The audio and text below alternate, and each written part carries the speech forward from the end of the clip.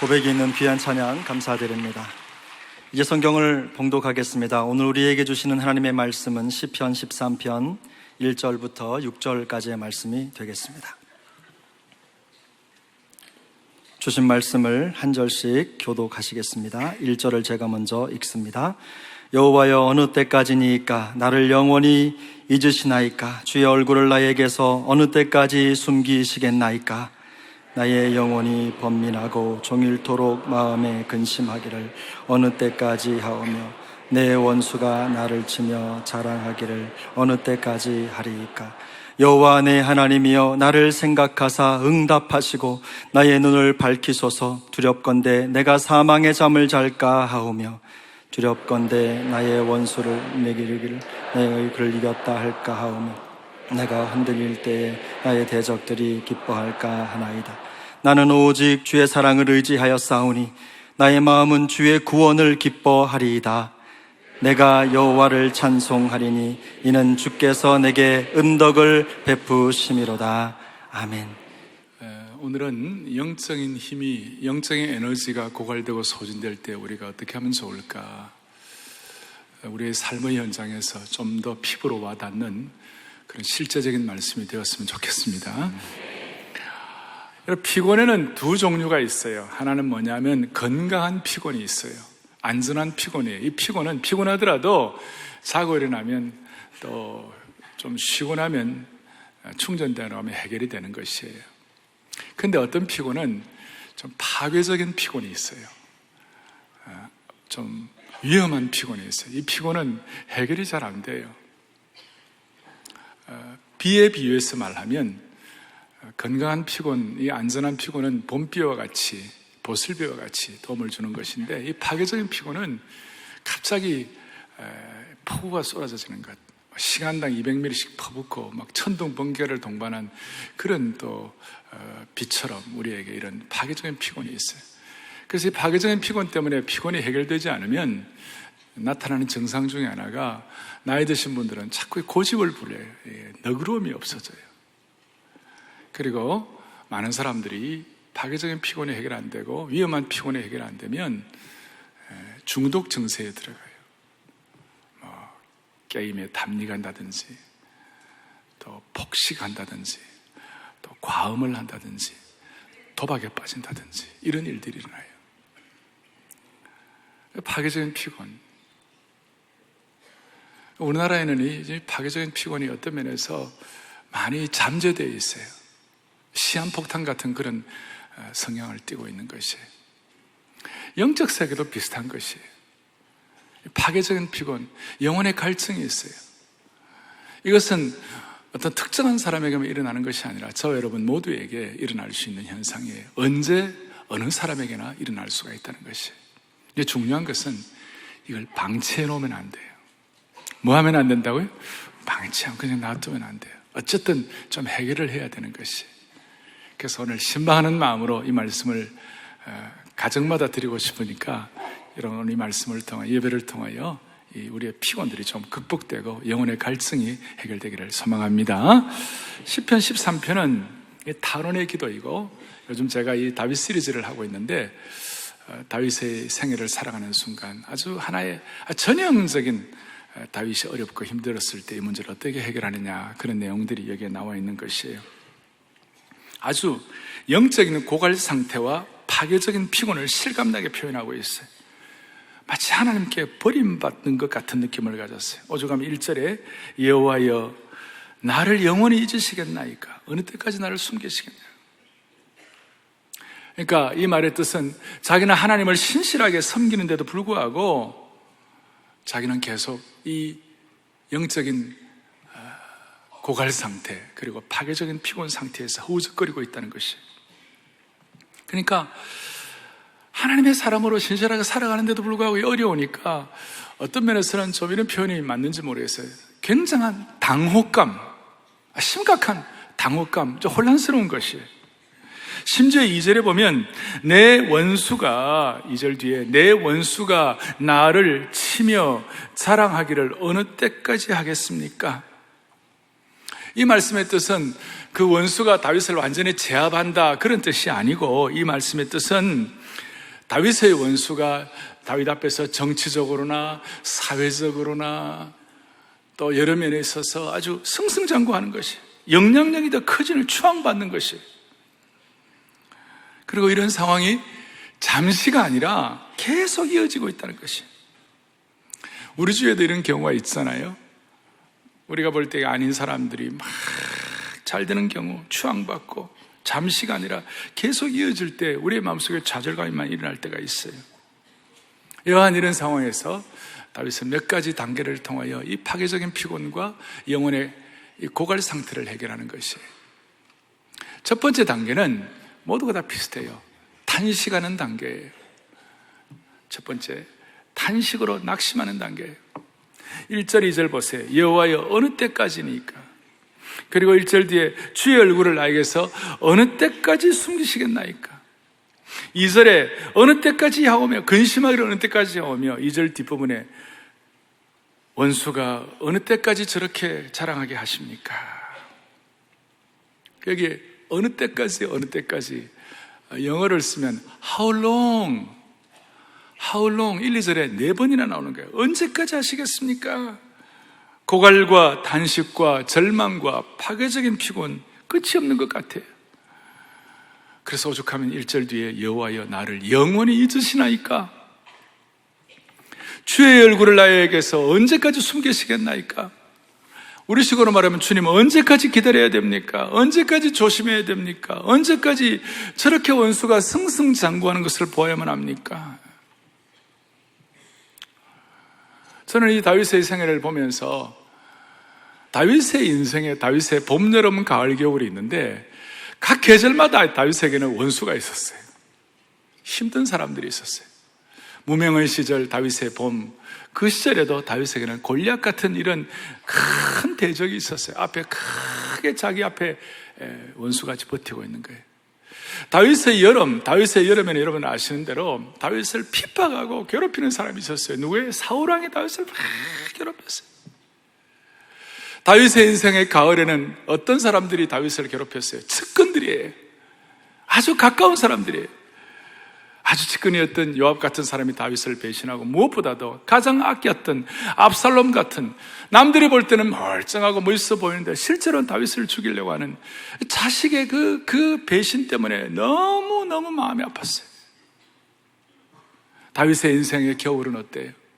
이건 누구나 다 경험할 수 있는 거예요. 그 다윗의 인생의 겨울에서 3절 뒤에 두렵건대 내가 사망의 잠을 잘까 하오며, 사망의 잠을 잘까 하오며, 다윗의 인생의 겨울에는 무슨 일이 벌어지는가? 인생의 노화, 아픔, 죽음, 질병.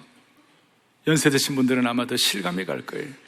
죽음과 질병들이 인생을 좌절하게 하는 것이, 영혼의 고갈 상태를 가져오게 하는 것이.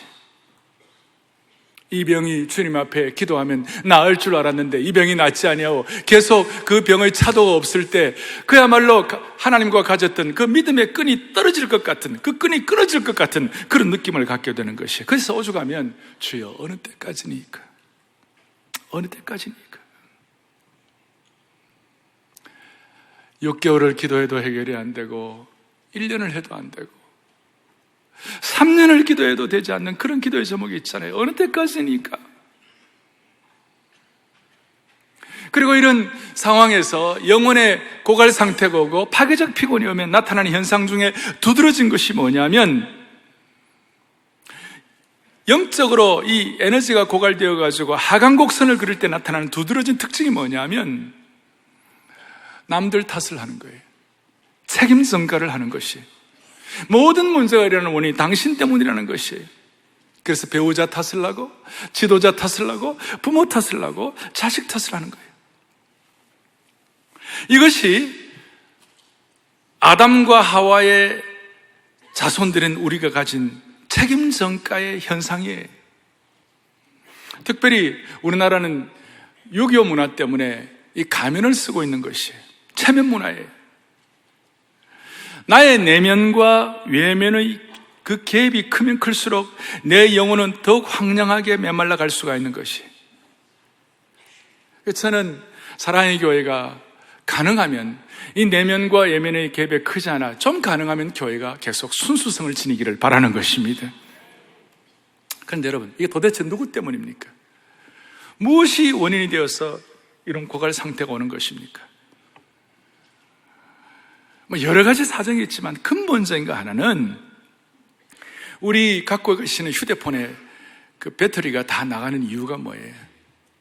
휴대폰 자체가 잘못될 수도 그런 것도 있지만 대체적으로 휴대폰의 배터리가 다 나가고 다 소진되는 이유는 뭐냐? 충전을 하지 않았기 때문에 그런 것이. 그런 차원에서 휴대폰 자체의 문제가 아니라 내가 충전하지 않았기 때문에라는 걸 생각하고 오늘 이 자리가 또 우리가 말씀을 듣는 이 시간이 주님과의 영적 고갈 상태에서 충전하는 시간이 되기를 바라는 것이에요. 자, 첫째는 낙심하고 탄식하는 단계예요. 전형적이에요. 그러면 낙심하고 탄식하는 단계로 끝나는 것인가? 그건 아니라는 것이에요. 3절, 4절, 3절에 보니까 이렇게 나와 있어요. 여호와여 내 하나님이여 나를 생각하사 응답하시고 나의 눈을 밝혀주시옵소서 그랬어요. 그러니까 3절, 4절에서 낙심하고 탄식하는 단계가 어떻게 되느냐? 하나님 나를 생각해달라는 단계로 올라가는 것이. 그러니까 하나님이 나를 생각한다는 것은 기도의 자리로 나아간다는 뜻이에요. 신앙의 선배들은 비슷해요.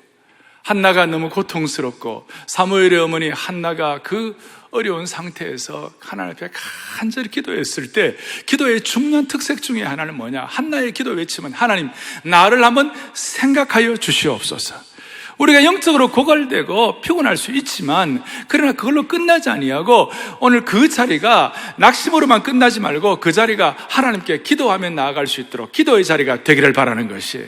그래서 두 번째로는 기도의 자리로 나아가는 단계라는 것이 영적으로 힘이 고갈되었을 때 하나님 나를 생각해달라고 나를 기억해달라고. 그래서 우리 한번 저랑 따라하겠습니다. 낙심의 자리가 기도의 자리로, 이것이 중요하다는 것이에요. 다윗은 마치 그의 영혼이 어느 때까지니까 How long? 어느 때까지니까 이렇게 고통을 받을 때에 그 순간 더 이상 불신이나 두려움에 머물지 아니하고 그 핍절하고 고갈된 상태에서 낙심을 기도의 자리로 바꾸어낸 것이에요. 그것이 다윗의 위대한 점인 것이에요. 어느 때까지니까 끝나지 아니하고 진지한 낙심의 자리가 기도의 자리가 된 거예요. 우리가 한번 생각할 것이 있어요. 왜 하나님이 우리를 낙심의 자리로 끌고 가시는가? 참 독특한 거예요. 그것이 뭐냐면 전적으로 타락한 우리 인간은, 본래 우리 인간은 낙심의 자리에 가야 제대로 기도하는 것이. 또 대답을 안 하시네. 낙심의 자리로 가야 기도하시는 것이. 물론 낙심하기 전에 미리 기도할 정도로 성숙한 분들이 가끔 있습니다만은 대부분은 사망의 음침한 골짜기, 삶의 고갈을 경험하는 그 순간이 되어야 기도의 자리에 나온 분들이 많이 계시다는 거예요. 그래서 주님은 우리에게 낙심의 자리, 고갈의 상태를 허락한 이유는 기도의 자리에 나가기 위한 것이다. 다시 한번 기도의 자리에 나가기 위한 것이다. 그래서 이 영혼의 고갈과 낙심은 그리스도인의 입장에서는 어떻게 보면 그것이 어떨 때는 고귀한 순간이 될 수가 있는 것이, 소중한 순간이 될 수가 있는 것이. 따라서 여러분, 그리스도인과 난 크리스천, 크리스천과 난 크리스천, 신자와 불신자의 차이가 뭘까요? 불신자들은 낙심하고 핍절한 고갈 상태가 되면 아담의 후에 본색이 드러난다고 그랬어요. 남 탓으로 돌리는 것이. 그러나 제2의 아담인 예수 그리스도의 피로 구원받는 우리 그리스도인들은 그 낙심한 가운데서 그 기도를 통하여 어떻게 되느냐, 낙심의 자리에서 기도로 나아가고, 특별히 그 낙심의 순간 기도할 때 무슨 일이 벌어지는가? 3절, 여호와 하나님이여 나를 생각하사 응답하시고 낙심의 자리에서 기도의 자리로 나가는 순간 나의 눈을 밝혀 주시옵소서. 그러니까 낙심의 자리에서 기도하게 될 때 무슨 일이 벌어지는가? 영적인 영안이 밝아지는 것이, 눈이 밝아지는 것이. 대부분은 낙심의 자리의 순간 앞에 문제가 딱 버티고 서 있으면 어떻게 하는가 하면 그 문제에 함몰이 돼가지고 멀리 내다보지를 못해요. 그래서 고통의 와중에 있으면 큰 것을 보지를 못하는 것이에요. 막 갈등의 와중에 있으면 전체를 바라보지 못하는 것이에요. 그런데 그 낙심과 갈등의 순간 제대로 기도하게 되면 무슨 일이 벌어지냐? 영안이 열리게 되는 것이에요. 전체를 바라보게 되는 것이에요. 그래서 한국 교회는 참 독특한 것이 있어요. 그것이 뭐냐면 영적으로 낙심하고 좌절되고 환경적으로 고통의 순간 사람들이 기도하러 나오는데 주로 남자 성도들이 먼저 나옵니까? 여자 성도들이 먼저 나옵니까? 아마 남자 성도들보다도 이 여성도들이 기도의 자리에 먼저 나가요. 어릴 때 저도 저희 부친이 개척할 때 보면 여성도들이 나가가지고 어려울 때 너무 힘드니까 무거운 짐을 나 홀로 지고 견디다 못해 쓰러질 때 불쌍히 여겨 날 구원해 주리 은혜의 주님 앞에 내가 나아갑니다. 이랬는데 먼저 나오는 것이에요. 그리고 낙심의 자리에서 그것이 기도의 자리로 승화시켜가지고 먼저 나오게 되면 자동적으로 영안을 밝아져가지고 전체를 보는 눈이 생기는 것이. 왜 이런 일이 일어날까? 그렇게 생각하면서 전체를 보게 되는 것이. 그래서 여성도들이 먼저 나와. 집안에도 가만히 보면요, 어려울 때마다 가능하면 여자분들 말 듣는 것이 도움이 되는 것이에요. 한국은 남자들보다도 여자분들이 더 영적으로 센스가 있어요. 어머니들의 말을 듣는 것이 좋고 아내의 말을 듣는 것이 좋은 줄로 사료되옵나이다. 크게 실수하지 않아요. 단 기도하는 어머니, 기도하는 아내, 참 희한하죠. 그리고 다윗은 영안이 밝아지니까 자기가 어려워지는 것은 자기 어려움으로 끝나게 되는 것이 아닙니다. 주님, 원수들이 득세하면 하나님의 영광 가리워지니까 주님 나를 좀 도와달라고. 영안이 밝아져서 할 수 있는 판단이에요. 그래서 이 시간 제가 여러분들에게 낙심의 자리가 기도의 자리가 되기 위하여 제가 좀 구체적으로 좀 정리할 수 있는 팁을 좀 드리고 싶어요. 신방하는 마음으로 구체적인 적용을 미리 좀 하고 싶어요. 낙심의 자리가 기도의 자리로 올라가기 위해서는 첫 번째 뭐가 필요하나? 영적인 플러그를 다시 꼽아야 되는 거예요. 내 영적인 플러그가 빠져있는지 점검을 해야 되는 것이. 무슨 말인가 하면 여러분 배터리가 방전되었을 때 그걸 전기로 이어줘야 돼요. 그래야 회복이 되는 것이. 아무리 내가 대단한 사람이고 아무리 세상적으로 뛰어난 사람이라 할때 이게 플러그가 빠져있으면 영적으로 고갈될 수밖에 없어요. 그리고 이 플러그를 끼우는 방법은 단순해요. 아주 심플해요. 주님 앞에 진실되고 단순하고 소박한 기도를 드리는 거예요. 아주 소박하게. 하나님 아버지, 저 좌절해 있습니다. 저 고갈되어 있습니다. 저 어떻게 보면 이거 좀 위험한 피곤의 증후군이 내게 일어날 수 있습니다. 어떻게 보면 제게 이 잠재된 시한폭탄 같은 그런 문제가 내게 있을 수 있습니다. 주님, 나이 너무 부족하니까 주님 나 좀 도와달라고.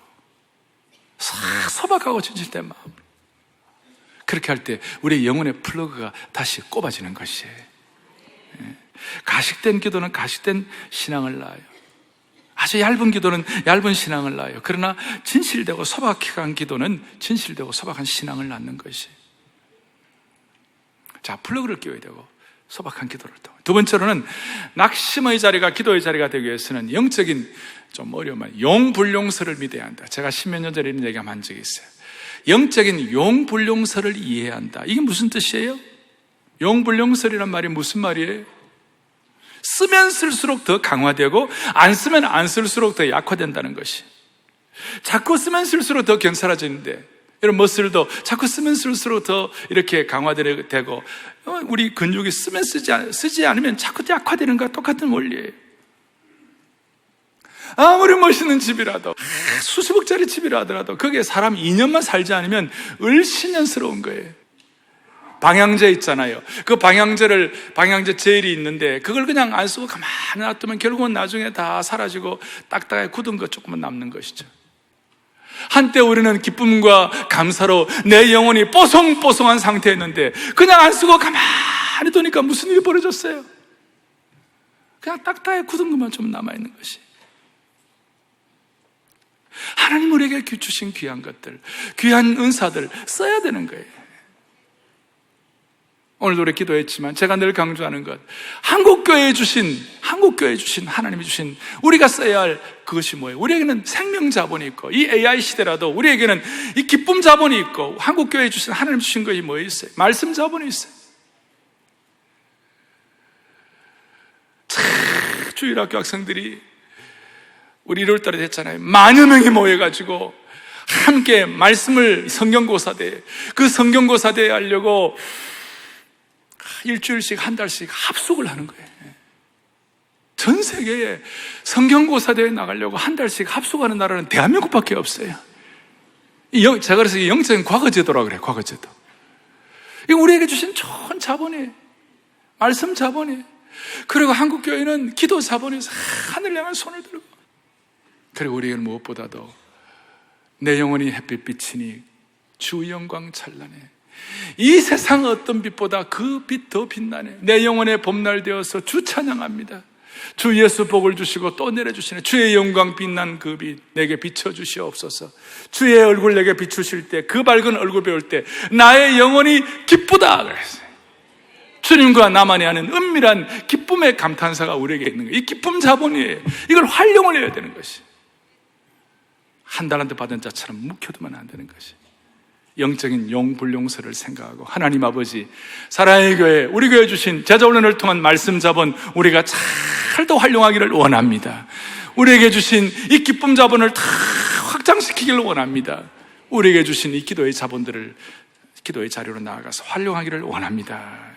이것이 우리에게 있을 때에 우리에게는 다시 한번 낙심의 자리가 기도의 자리로 나아갈 수 있는 것이.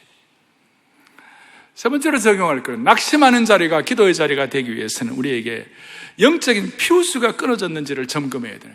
영적인 퓨즈 있잖아요. 퓨즈 있는 그걸 뭐라고 그랬죠? 전기 뭐라고 그래요? 그게? 벽에다가 다는 거. 예? 저는 요즘 이 용어가, 하여튼 그 퓨즈 다는 거 있잖아요. 전기 그거 하는 거예요. 두꺼비.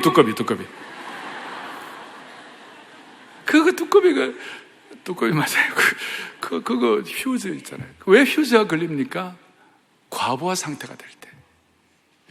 전기도 연결되어 있고 플러그도 꼽혀 있는데 과부하가 되면 이것이 퓨즈가 나가버려가지고 고갈 상태가 오는 것이.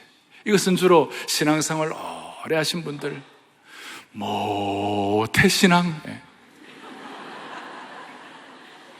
모태신앙, 그리고 교회 나가는 것이 특기인 분들, 이런 분들이 경험하기 쉬운 고갈이에요. 어떨 때는 과부하 상태가 걸리는 거예요. 사역의 과부한지 아니면 주님을 섬기는 것이 과부한지 그건 다 모르겠지만 이 과부하 상태가 있을 수 있는 거예요. 또 잘못된 신앙 습관들, 종교 생활하는 거, 이런 것들이 주님과의 진짜 생명력 있는 친밀한 관계가 없이 이런 과부하 상태가 걸릴 때 우리에게는 문제가 생길 수가 있고 고갈 상태가 올 수 있는 것이, 잘못된 신앙 습관이 뭔지를 점검해 봐야 되는 것이죠. 기독교 미래학자 중에 아주 참 탁월한 분 가운데 레너드 스윗이라는 학자가 있죠. 뭐라고 얘기합니까? 레너드 스윗은 오늘날 교회와 성도들을 가리켜 예수님과의 관계를, 참 관계는 이제 잃어버리고 신학적인 신념과 종교적인 습관만 남았다, 이렇게 얘기하는 것이. 우리의 잘못된 신앙 습관, 그냥 형식적인 신앙생활, 이런 것들, 너무 주님과의 친밀함을 방해하는 바쁨, 이런 것들이 다 우리에게는 영적인 과부하를 걸리게 하는 것이. 오늘 특별히 신앙생활 오래 한 분들, 교회생활 오래 한 분들은 이 영적인 퓨즈를 점검해야 합니다. 신앙의 연륜이 깊을수록 우리의 신앙의 인격이 더 주님과의 관계를 통해 더 깊어지는 사람이 있어요. 그래서 이런 사람들은 만나면 삶의 감동이 되고 심령이 촉촉해지고 닮고 싶은 거예요. 그러나 신앙의 연륜이 오래됨에도 불구하고 함께 대화를 하면 할수록 심령이 더 메말라지고 감정이 더 날카로워지고 상처를 주고받는 사람들이 있어요. 이 양자의 차이는 영적인 퓨즈의 관계예요. 오늘 퓨즈가 다시 한번 이어질 수 있도록 은혜 주시기를 바랍니다. 자, 우리에게 있어서 아주 이 전형적인 고갈 상태가 회복되는 사람들에게 단식하는 단계 언제까지입니까? 그리고 낙심의 자리가 오히려 기도의 자리로 나갈 수 있는 단계가 되게 하시고, 이제 중요한 것, 이제는 이 고갈 상태가 은혜의 고지로 올라가는 것이, 높은 은혜의 고지로 올라가는 것이. 지금 다윗은 문제가 해결된 것도 아니에요. 그냥 당장 치유된 것도 아니에요. 그냥 다윗이 5절, 나는 오직 주의 사랑을 의지하였사오니, 오직 주의 사랑을 의지하였사오니 나의 마음은 주의 구원을 기뻐하리이다. 6절에 내가 여호와를 찬송하리니 이는 주께서 내게 은덕을 베푸심이로다. 여호와를 찬송한다고 그랬어요. 그러니까 은혜의 고지는 내 영혼의 갈증과 내 영혼의 에너지가 힘이 고갈되었을 때 높은 은혜의 고지로 올라가는 하나의 증거는 뭐냐면 주님을 찬송하는 단계로 올라가는 것이에요. 이걸 당연하게 생각하시면 안 돼요. 여러분, 오늘 진심으로 주님을 진심으로 찬양해 보세요. 내 영혼의 햇빛이니 주님의 그 모든 것이 내 삶을 가득 채우네. 내가 아는 모든 것보다도, 내가 생각하는 모든 것보다도, 내가 갖고 있는 모든 것보다도 주님은 더 잘 알고 계시고 주님이 더 귀한 것으로 채워주실 줄로 믿습니다. 그렇게 생각하면서 주님 앞에 진정한 찬양을 드려보세요. 그러나 그 찬양을 오래 듣는 그 순간이, 여러분, 찬양은 높은 기도의 수준이라고 얘기도 하지만 우리의 영혼의 갈증이, 영혼의 고갈과 영혼의 에너지가 소진된 것을 회복했다는 하나의 놀라운 증거가 될 수가 있는 것이, 그것이 은혜의 고지예요. 은혜의 고지. 이 은혜의 고지에 올라가니까 다윗이 눈을 뜨는데 뭐라고 얘기하는가? 내가 여호와를 찬송하리니, 그 이유는 주께서 내게 은덕을 베푸심이로다. 은덕이 뭐예요? 은혜와 덕인데, 주님이 내게 베푸신 인자하심과 너그러우심과 나를 후대하심과 그것을 다윗이 눈에 띄면서, 지금 너무 고갈한데도 불구하고, 어느 때까지 내가 그런데도 불구하고 영혼의 눈을 떠서 낙심의 자리가 기도의 자리로 올라가고 주님을 찬양하게 되니까, 이 어려운 가운데도 주님이 내 생애를 은덕으로 이끌어 주셨구나. 그러니까 조금 더 들어가면 내 생애는 주님이 은덕을 베풀어 주신 생애라고 설명할 수밖에 없겠구나, 이렇게 고백을 하는 것이에요. 여러분, 다윗은 자기 인생을 자기 능력으로 충분히 살아갈 수 있는 사람이에요. 어떤 사람이 지도력을 가지고 뭘 한다고 그랬을 때 사람을 어떻게 평가합니까? 저 사람의 신, 언, 서, 판, 그런 얘기 하잖아요. 저 사람의 몸이 어떻고, 저 사람이 말하는 것은 어떻고, 저 사람이 쓰는 글은 어떻고, 저 사람의 판단력은 어떠냐, 그런 얘기 많이 하잖아요. 다윗은 그야말로 신, 언, 서판이 균형 잡히게 갖추어진 사람이에요. 다윗은 몸이 준수한 사람이었어요. 그리고 다윗은 말을 지혜롭게 하는 사람이었어요. 골리앗 앞에서 다윗이 얘기하는 거 보세요. 얼마나 지혜로운 사람인지. 그리고 다윗의 시는 지나간 3,000년 동안 애송될 정도로 그런 놀라운 시를 쓰는 사람이에요. 그리고 다윗의 판단력은, 이제 사무엘상 여러분 다 보면 다윗은 곳곳마다 지혜롭게 결정했다, 다윗이 지혜로웠다, 이런 말을 할 정도예요. 그런 신, 언, 서판을 다 갖춘 다윗이 내 생애를 다 살아보고 나니까, 내 생애를 살아가는 가운데서 내 생애를 이끌어준 결정적인 것이 내 신, 언, 서판이 나를 끌고 간 것이 아니라 하나님의 은덕이 나를 끌고 간 것이다. 그것이 다윗에게는 기쁨을 주고 깨달음을 주고, 그러니까 주님을 찬송하게 되는 것이.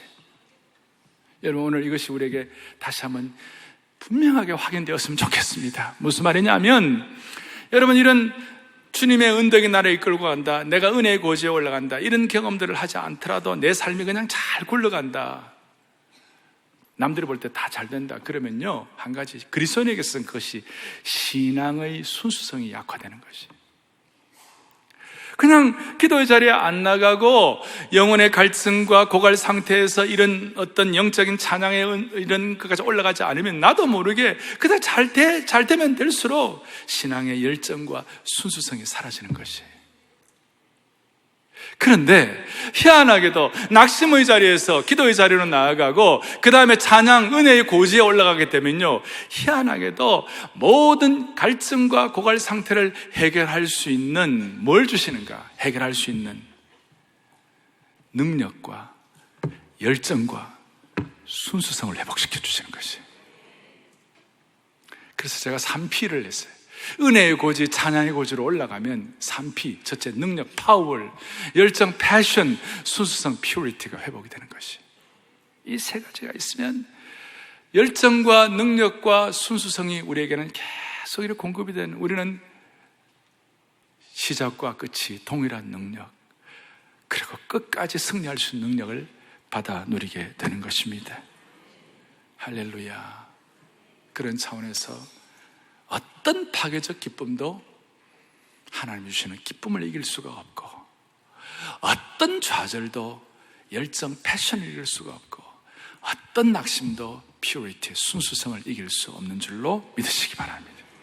그걸 위하여 여러분들의 신앙의 퓨즈를 점검하고 영적 플러그를 꼽고 다시 내게 주신 영적 자본이 무엇인가 점검해야 돼요. 자, 구체적으로 이번 주간에 해야 할 것, 오늘 이 시편 말씀을 다시 한번 시간 들어 암송을 해주시기 바랍니다. 자꾸 읽어보시고 암송하시면 어떤 애가 있을지 한번 기억해 보시고, 그 다음에 중요한 거 있어요. 나에게 영적으로 충만하게, 나에게 영적 고갈 상태를, 나에게 영혼의 소진됨, 에너지가 다 날아갔을 때 나를 회복시키는 장소가 어떤 곳인가. 첫 번째는 충만의 장소를 한번 확인해 보세요. 충만의 장소. 그것이 우리 교회라면 다락방이 되든 훈련장이 되든, 아니면 어릴 때 여러분들이 내놀던 뒷동산이 되든, 아니면 여러분들 요 뒤에 무슨 서울 근교의 산이 되든, 어쨌든 간에 여러분들이 회복이 되었던 충만한 장소, 기도 동산이 되든 상관이 없이 충만의 장소를 한번.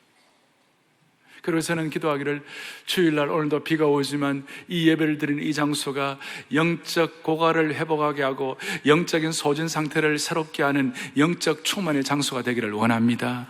어떤 분들은 주일날 오셔가지고 3회의 기도만 드려도 나는 회복이 되는 은혜가 있다, 그런 분이 계시고, 오늘 마음속에 근심 있는 사람 회중 찬송만 해도 영적인 회복이 된다. 찬양대가 찬송을 할 때 주님 앞에 나는 저 찬송을 들을 때 나는 회복이 된다. 어떤 분들은 잘 준비해서 주님 앞에 예물을 드릴 때 그 예물을 드리는 그 순간에 주님 내게 영적 회복이 되게 해주시는 자리가 될 줄로 믿습니다. 어쨌든 여러분들 예배라든지 여러분들이 영적으로 충만한 장소를 다시 한번 점검해 보세요. 충만한 장소. 두 번째는 고갈 상태일수록 충만한 사람들을 만나세요. 제발 고갈된 사람끼리 만나지 말아요.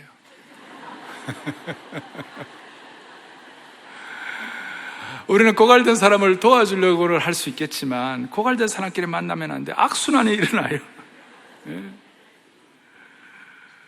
은혜를 고갈시켜요.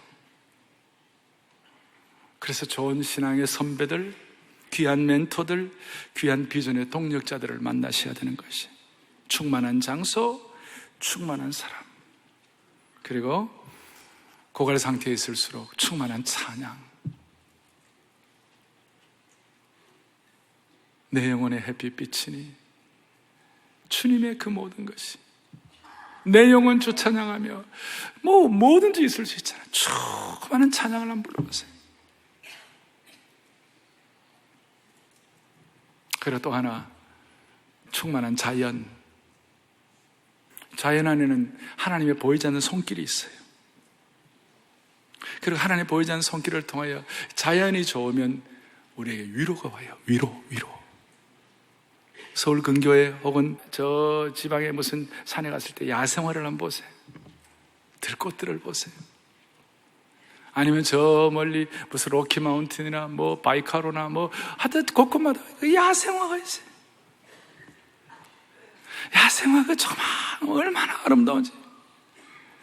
카메라를 접사를 가지고 크게 화석하면 너무나 신비한 거예요. 그때 뭘 깨닫는 거예요? 이 야생화 하나도 하나님이 아끼시고 이렇게 아름답게 하신다면 야생화하고는 게임이 안 되는 내 인생을 주님이 붙잡아 주실 것이다. 하나님의 위로가 있는 것이 위로가 있어요. 충만한 장소, 충만한 사람, 충만한 찬양, 충만한 자연, 이외에도 더 있을 수 있겠습니다만 다 점검하셔서 우리 다시 한번 영적으로 소생해가지고 은혜의 고지로 올라갈 수 있도록 우리 모든 성도들 한 분 한 분 은혜를 주시기를 바랍니다. 이것이 오늘 여러분들에게 드리는 각 가족을 위한 신방의 말씀입니다. 가슴에 손을 얹겠습니다. 살아계신 하나님 아버지, 우리 모두에게 오늘 다윗의 이 귀한 말씀을 허락하신 주님을 찬양합니다. 우리 가운데 힘이 들고 지치고 속이 상하며 상처가 있는 분들, 영적으로 힘이 소진된 분들, 주여 지금 이 순간 치유되게 하여 주시옵소서. 이 순간 이번 주간 회복되게 하여 주시기를 소원합니다. 빠진 플러그는 끼우게 하여 주시옵시고, 퓨즈는 갈아 끼우게 하여 주시옵시고, 모두가 다 은혜의 고지로 기도를 통하여 올라가게 하여 주시옵소서. 하나님 아버지, 하나님 아버지, 온 성도들에게 메마른 것들을 정리함으로 생수의 강, 기쁨의 강이 폭포수처럼 넘치게 하여 주셔서 나뿐만 아니라 다른 영혼들도 치유하는 은총의 통로로 삼아 주시옵소서. 할렐루야, 할렐루야. 우리의 치유자 되시는 예수 그리스도를 받들어 간절히 기도 올리옵나이다. 아멘.